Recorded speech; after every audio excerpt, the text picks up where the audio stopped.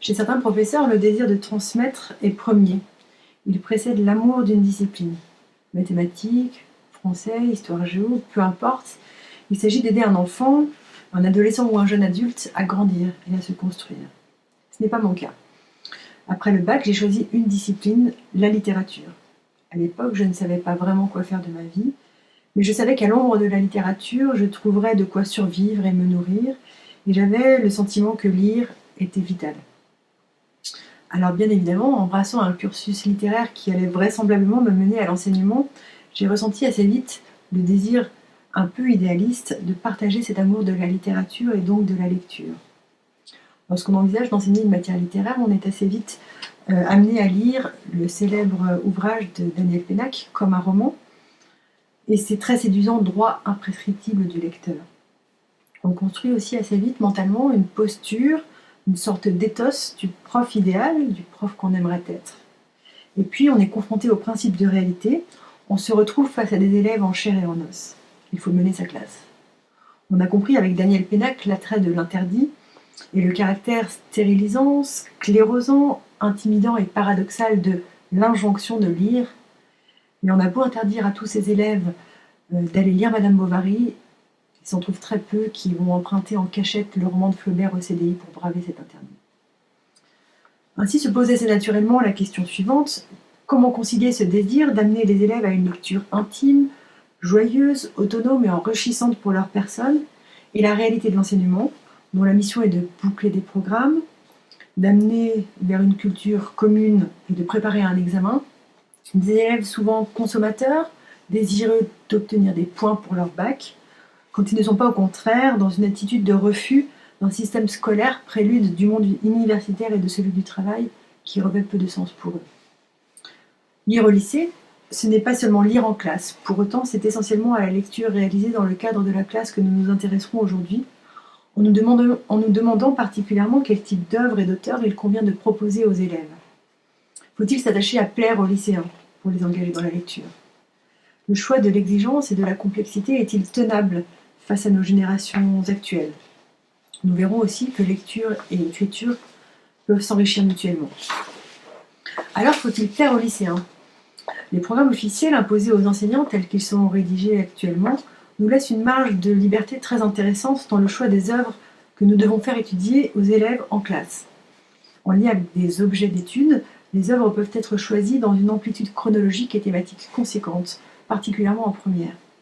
Dans le cadre de l'étude du roman, par exemple, le professeur est amené actuellement à étudier le personnage de roman du XVIIe siècle à nos jours, ce qui, on en conviendra, offre de nombreuses possibilités.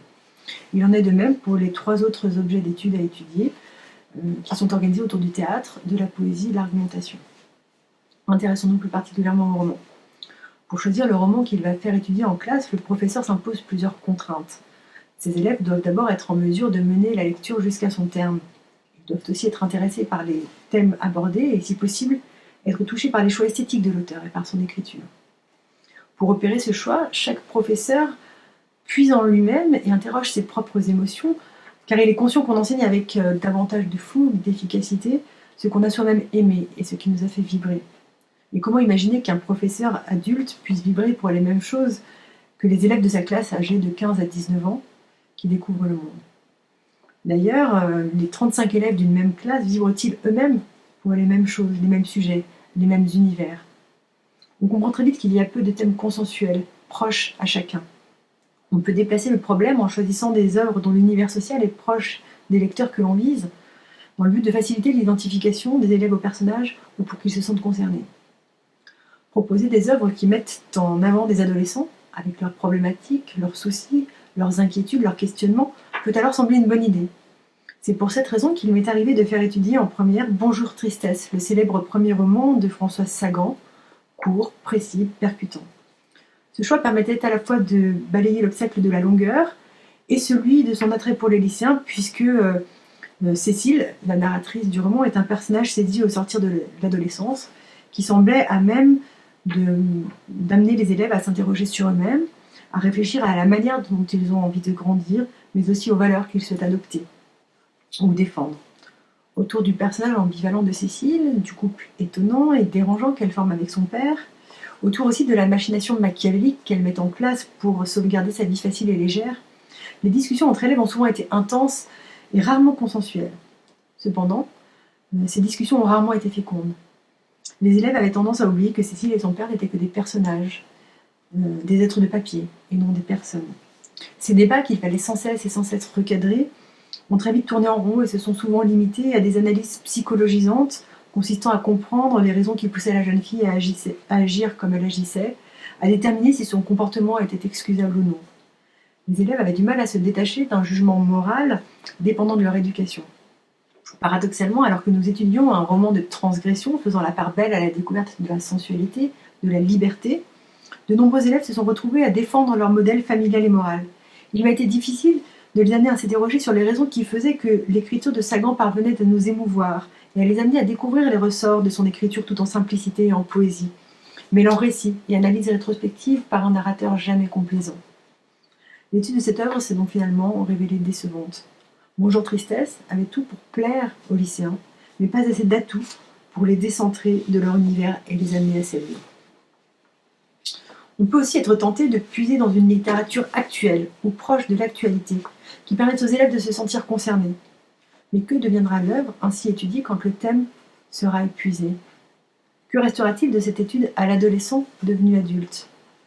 Les œuvres que nous proposons aux élèves dans leur cursus au lycée, sur lesquelles nous passons du temps en classe, ne doivent-elles pas acquérir un statut particulier? Ne doivent-elles pas être des œuvres qui restent, dont on se souvient? Qui a oublié les œuvres littéraires qu'il a présentées à l'oral de son baccalauréat? L'œuvre qui colle à l'actualité court malheureusement le risque de sombrer avec elle. Cette année, lors des oraux des épreuves anticipées de français, j'ai été amenée à plusieurs reprises à interroger des candidats sur Eldorado de Laurent Godet. Lors de l'entretien, nous avons tout naturellement évoqué les échos que l'œuvre faisait naître avec une actualité brûlante et inquiétante, celle des migrants. Malheureusement, il a été difficile, voire impossible, de prendre un peu de recul et un peu de hauteur. La plupart des élèves parvenaient à dire que cette œuvre de Godet était une bonne illustration du rôle social que pouvait avoir la littérature, à même de dénoncer les problèmes de société, mais il était quasiment impossible pour eux de sortir de cette espèce de sidération face à la souffrance des personnages et donc des personnes que les élèves imaginaient à leur place, pour se demander posément pourquoi le récit fictif rendait cette dénonciation particulièrement efficace et pourquoi il nous émouvait. Les élèves sont finalement demeurés hermétiques à la vision du monde proposée par Godet. Dans ces deux cas, le choix d'une œuvre destinée à plaire aux lycéens et facile à lire a davantage incité les élèves à la paresse qu'il les a invités à approfondir leurs réflexions. Il n'a pas aidé les élèves à se décentrer d'eux-mêmes, mais les a conduits au contraire à se rassurer dans leur certitude et à camper dans des postures de facilité. Sans doute ce type d'œuvre peut-il être lu en autonomie à la maison, l'actualité et la concision constituant une porte d'entrée suffisante. Il semble que le rôle du professeur de lycée soit d'amener les élèves à des lectures vers lesquelles ils ne seraient jamais allés seuls, et qu'un accompagnement patient, passionné, raisonné, organisé, construit jour après jour au sein de la classe, peut éclairer. Notre mission n'est-elle pas d'ailleurs de transmettre à nos élèves cette littérature patrimoniale arrivée jusqu'à nous intacte, preuve de son caractère universel? Au fil des années, de nombreux professeurs comprennent que leur rôle est davantage d'élever la réflexion de leurs élèves que de se mettre à leur niveau. Il devient alors possible de faire le choix de l'exigence et de la complexité, tout en conservant bien sûr la volonté farouche d'être une sorte de passeur qui rassure, explique, accompagne, rend intelligible cette complexité des auteurs exigeants. Dans cette dynamique, on peut réfléchir à l'étude au lycée d'un roman tel que Vendredi ou Les larmes du Pacifique de Michel Tournier. Quoi de plus éloigné de l'univers de nos élèves ultra connectés que ce Robinson Crusoe qui expérimente la solitude absolue sur une île de prime abord inhospitalière. Réécriture d'un roman de William Defoe publié en 1719, lui-même inspiré de l'aventure réelle d'Alexander Selkirk, marin anglais disparu en 1703, le roman de Tournier est long et complexe. Ces 270 pages sont pétries de références religieuses que peu de nos élèves maîtrisent, mais aussi de références ésotériques, philosophiques et mythologiques. Il peut aussi sembler gênant à aborder avec des élèves à cause des connotations sexuelles qu'il développe à plusieurs reprises lorsque sont évoquées les relations complexes et sensuelles qui lient Robinson à son île. Pour autant, l'étude de cette œuvre est très jubilatoire et la multiplicité des thèmes abordés permet à chaque élève de trouver un point d'accroche dans le texte. La quête de soi de Robinson et sa suradministration de l'île colonisée font écho au rapport que chacun souhaite entretenir avec son environnement, à sa manière de s'intégrer au monde, à la nature, à l'harmonie universelle. Soutenu par le suspense de l'aventure à laquelle Robinson est soumis, ce qui tient en haleine le lecteur, Vendredi ou les larmes du Pacifique est un roman philosophique qui questionne le sens de la vie, la nécessité d'autrui, et la solitude, la relation au travail, à l'art, au temps. La complexité des deux personnages, dévoilés dans leur nudité la plus crue, parfois abjecte, autant que dans leur grandeur, permettent aux élèves un permanent va-et-vient entre identification et distanciation. Ils prennent cette hauteur qui peut faire défaut à des œuvres plus proches de l'univers lycéen ou de l'actualité. Ainsi, alors même que le comportement de Robinson envers Vendredi est longtemps inhumain et inacceptable, les élèves prennent le temps de l'analyse, et s'ils jugent Robinson, ils s'abstiennent d'une condamnation définitive. À travers la métamorphose de Robinson au contact d'un Vendredi d'abord fragile, puis davantage infirmé, c'est sa propre humanité que chaque élève questionne. La complexité de ce roman est en elle-même une entrée stimulante pour les élèves. Pour les aider à surmonter cette complexité et pour solliciter les échanges, il peut être pertinent de les placer en groupe et de confier à chacun des groupes la mission de résumer une partie du livre pour en rendre compte à la classe, d'en dégager aussi les principaux thèmes, de donner par exemple des titres au chapitre étudié. Quelques questions ciblées peuvent être proposées pour lancer la réflexion et guider la lecture. On peut aussi demander aux élèves de sélectionner les extraits dont ils estiment qu'ils pourraient faire l'objet d'une explication de texte. Le choix par les élèves des textes à étudier est souvent fécond, d'autant plus s'il s'agit des textes qu'ils auront à présenter en fin d'année à leur épreuve orale de français. Les élèves ont en effet à cœur de choisir des textes qui leur plaisent et sur lesquels ils ont beaucoup à lire. De tels travaux de groupe permettent de vérifier la compréhension littérale du texte, de clarifier les allusions culturelles, de faire émerger les premières pistes d'études, en permettant aux élèves de confronter leurs interprétations et de les justifier. Il arrive cependant qu'entre nos élèves et une œuvre ambitieuse, le décalage soit trop grand pour être comblé, même avec un accompagnement minutieux du professeur. Une œuvre telle que Mémoire d'Adrien de Marguerite Yourcenar semble difficile à aborder aujourd'hui dans son intégralité, dans une classe de niveau normal. La longueur du texte, l'écriture elle-même très soignée, exploitant toute la potentialité d'un lexique que nos élèves ne maîtrisent plus, utilisant toute la panoplie existante des temps et leurs valeurs aspectuelles variées, utilisant des liens de coordination complexes, de subordination complexe, mais aussi le contexte de leur âme antique, sont des éléments susceptibles de constituer des barrières insurmontables pour nos élèves. Faut-il pour autant renoncer à l'étude de ces textes ? L'usage du groupement de textes peut dans ce cas apporter des solutions, en inscrivant ces textes difficiles dans un ensemble plus vaste, constitué de textes qui les éclairent. La brièveté de l'extrait choisi permet une étude de détail qui va déplier paisiblement le sens du texte, révélant sa richesse. C'est dans ce cadre que peut intervenir l'éthos du professeur, véritable initiateur qui a charge de prendre l'élève presque par la main et de l'accompagner jusqu'au texte. Il s'agit alors de l'amener à une écoute attentive et humble. Ce voyage peut d'abord passer par la contextualisation qui permet à l'élève de quitter son monde pour s'approcher d'un ailleurs étrange. Une lecture lente, à voix haute, peut ensuite permettre à cet étrange de s'incarner. Il peut aussi être nécessaire à ce stade de traduire le texte, d'en révéler le sens premier et de s'assurer que les contresens sont évités. Il s'agit ensuite de révéler ce que cette langue étonnante, ce contexte éloigné du nôtre, ces personnages vaguement irréels et extraordinaires, nous révèlent d'universel. Dans Mémoire d'Adrien, c'est bien le contraste entre le monde romain d'Adrien et le nôtre, dans ce contraste, que se révèle alors pour nos élèves cette part d'humanité qui tous nous réunit. Dans le chapitre Sei culum aureum de Mémoire d'Adrien, ce dernier relate la perte d'Antinoüs, son amant, en expliquant « Tout s'écroulait, tout parut s'éteindre, le Zeus olympien, le maître de tout, le sauveur du monde s'effondrèrent, il n'y eut plus qu'un homme à cheveux gris, sanglotant sur le pont d'une barque. » En classe, c'est bien ce vieillard sanglotant que nous traquons dans l'incroyable empereur, et c'est bien à sa rencontre que nous allons. Élèves et professeurs, main dans la main, trouvant en lui des traces de nous-mêmes. À l'opposé de la pédagogie plutôt transmissive que nous venons de décrire, une pédagogie de projet peut aussi trouver sa place dans le travail de la lecture avec les lycéens. Ainsi, écriture et lecture peuvent être habilement combinées, d'une part pour stimuler la lecture elle-même, et d'autre part pour l'actualiser et lui donner du sens. Après avoir évoqué des œuvres romanesques, intéressons-nous maintenant à l'argumentation. Il serait tentant de limiter l'étude de textes argumentatifs aux traditionnelles œuvres des Lumières, notamment les contes philosophiques dont les élèves sont assez friands, ou sur des grands combats, des groupements de textes thématiques sur des grands combats sociaux ou sociétaux tels que l'abolition de l'esclavage, l'abolition de la peine de mort, la dénonciation de la misère. occultant ainsi l'étude des textes plus complexes, issus d'époques moins faciles. À cet égard, le XVIIe siècle, époque très codifiée, perçue comme rigide, éloignée de nous, peut sembler un choix trop audacieux pour un public moderne. Pourtant, l'étude d'une œuvre telle que les Caractères de La Bruyère peut se révéler très féconde. La lecture intégrale de chapitres tels que du mérite personnel, de la société et de la conversation, ou encore de la mode, peuvent sembler aux élèves étonnamment modernes. La langue très travaillée et soutenue dans laquelle La Bruyère écrit est aussi très dynamique et variée, allant de la maxime au portrait, et alternant démarches inductives et déductives. Cela permet d'embrasser l'objet d'étude de l'argumentation dans une dimension très large et d'amener les élèves à maîtriser des formes variées d'argumentation. En amont de la lecture, il peut être intéressant de proposer un projet concret qui permette à chaque élève d'investir la lecture dans un but précis. Le projet dont il est question consiste pour chaque élève à écrire un portrait à la manière de La Bruyère, afin de blâmer un comportement social moderne. Les portraits rédigés par les élèves peuvent être réunis en recueil et édités si l'on parvient à obtenir des budgets pour cette édition. Chaque élève peut ainsi amener son recueil de portraits à son épreuve orale de fin d'année.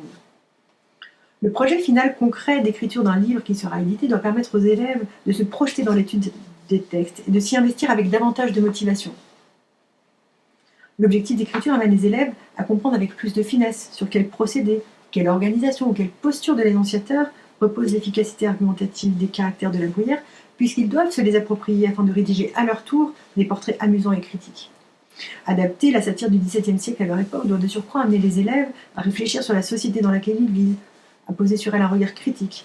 Ils prennent alors de la distance avec certains comportements sociaux du XXIe siècle et réfléchissent à leur propre positionnement dans le jeu social.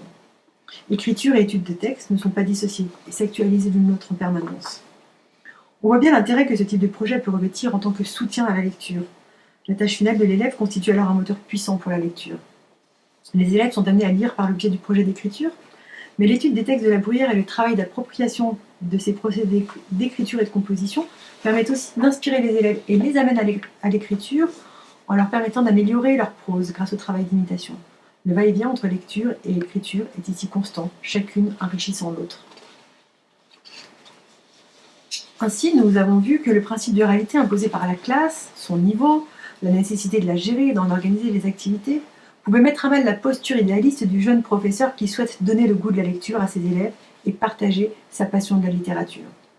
Pour atteindre ce noble but, il peut sembler tentant de se mettre au niveau des élèves et de renoncer à ses exigences. Nous avons vu que ce choix s'avérait rarement productif et que c'était au contraire en maintenant son niveau d'exigence sans craindre la complexité que le professeur de français pouvait se rendre vraiment utile et accomplir une mission noble, celle d'élever les esprits de ses élèves et leur donner accès à une littérature patrimoniale qui n'est pas engluée dans un quotidien ou une actualité limitée, mais qui au contraire touche à l'universel. Travailler sur des extraits courts de textes difficiles ou dans le cadre de groupements de textes, mais aussi lier écriture et lecture dans le cadre de projets concrets, peut favoriser l'accès des élèves à des textes littéraires initialement perçus comme difficiles, voire inaccessibles. La lecture au lycée ne se limite pas au cadre rassurant de la classe. Si le professeur se plaît à accompagner les élèves vers la lecture, c'est pourtant bien l'autonomie de chaque élève face à la lecture qu'il vise. Les lectures cursives, la participation à des prix littéraires sont d'autres modalités qu'il serait intéressant d'évoquer aussi. Pour conclure, et parce que le temps m'est compté, je voudrais rapidement partager avec vous une expérience enrichissante, celle du café littéraire. J'avais lancé le projet voilà quelques années, dans le lycée où je travaille, mais les élèves ont très vite pris le relais et prennent totalement en charge l'organisation de ce moment de convivialité. Il s'agit de réunir ceux qui le souhaitent autour de livres. Les règles sont simples, il n'y en a aucune. Chacun peut apporter quelque chose à boire ou à grignoter et des livres. On parle de ses lectures, ou on se contente d'écouter. On vient à chaque séance ou juste de temps à autre, on part quand on veut. Les élèves parlent avec passion de leurs lectures qui sont variées. Et oui, ils lisent, et de tout. Certains m'ont fait découvrir les mangas. J'ai appris avec stupeur que les élèves passionnés apprenaient le japonais sur Internet pour mieux comprendre cet univers étonnant. Certains présentent des œuvres de bande dessinée, d'autres des romans modernes, classiques. Ils présentent parfois du Zola. Les livres circulent, se prêtent, s'échangent. La parole aussi circule. Les élèves se plaisent à évoquer la manière dont ils lisent. Il y a ceux pour qui le livre est sacré, on ne le corne pas, on n'écrit rien dessus, on le touche avec respect. Il y a ceux qui s'approprient le livre, le feuillettent sans soin, le cornent, le surlignent, le triturent sans ménagement. Il y a ceux qui en recopient des passages entiers dans des carnets. Au café littéraire, on mange des gâteaux, on parle des livres qu'on a lus, mais on parle aussi de ce qu'on trouve dans la lecture. Évasion, fuite, réflexion, émotion. Les lycéens racontent que lire leur permet parfois de tenir le coup, de se sentir vivant, de mieux se comprendre, de fuir l'angoisse du monde adulte qui les attend, de se reposer du bruit ambiant et parfois de se reposer du simple bruit qui est dans leur tête. Lorsqu'ils présentent le livre qu'ils ont lu, ils le touchent avec gourmandise, essaient d'expliquer pourquoi il leur a plu. Les autres se taisent, regardent la couverture, posent des questions. Les livres passent de main en main et on emprunte tel livre à son propriétaire qui en a parlé parfois malhabilement, mais avec émotion. Le genre littéraire de la fantaisie est très présent. Les lycéens ont parfois du mal à abandonner ces lectures de leur plus jeune âge, mais étonnamment ils ne sont dupes de rien. Ils savent exactement ce qu'ils cherchent dans cette littérature foisonnante, parfois très longue, qui leur permet de s'évader, d'oublier notre monde anxiogène et surtout de voir le bien et l'héroïsme triompher grâce à des personnages engagés. Quand ils débattent ensuite entre eux, ils démontent les ficelles de cette littérature avec un certain brio. Ils envoient les ressorts grossiers. Ce café littéraire a ses adeptes qui ne manquent aucune séance. Certains sont de très gros lecteurs, d'autres sont plus modestes. Certains viennent peut-être simplement pour y trouver un peu de chaleur. Tous les élèves s'écoutent les uns les autres avec un respect qui est très admirable. Quand ils présentent des mangas ou des romans de fantasy, ils deviennent à leur tour initiateurs. Ils prennent par la main ce que cet univers déroute et les amènent tranquillement vers ce monde inconnu. Il me plaît de penser que ces petites graines semées avec exigence en classe leur permettent, dans ces moments de totale liberté, hors de toute contrainte, de devenir à leur tour des passeurs. Je vous remercie.